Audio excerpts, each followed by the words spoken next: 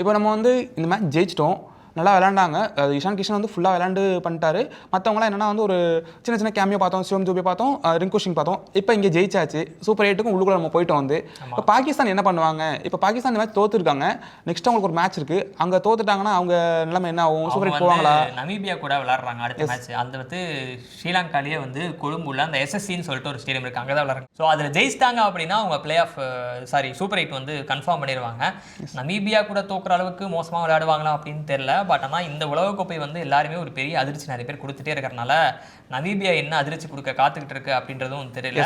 எனக்கு தெரிஞ்சு வந்து போயிடுவாங்க, ஈஸியாக ஜெயிச்சிருவாங்க அப்படிங்கிறது தோணுது வந்து. நமீபியா ஜெயிச்சிருவாங்கன்னு தோணுது. ஆனால் அதுக்கு தான் சொல்ல வந்து எக்ஸ்பிளைன் பண்ண வந்தேன். சின்ன டீம்ஸ் எல்லாமே இந்த மேட்ச், இந்த டோர்னமெண்ட் ஃபுல்லாகவே நல்லா டஃப் கொடுக்குறாங்க பார்க்க முடியுது.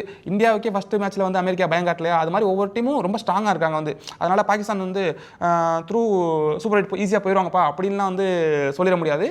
நமீபியா டஃப் கொடுப்பாங்க.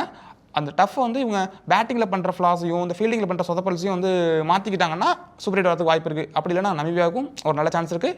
இன்னொன்று யூஎஸ்க்கும் இன்னொரு சான்ஸ் இருக்குது. ஏன்னா அவங்க ஜெயிச்சிருக்காங்கன்னு நினைக்கிறேன் வந்து. அதனால் அவங்களுக்கு இன்னொரு சான்ஸ் அவங்களுக்கும் இருக்குது, வந்து பிரிட்டான் சான்ஸ் இருக்குது.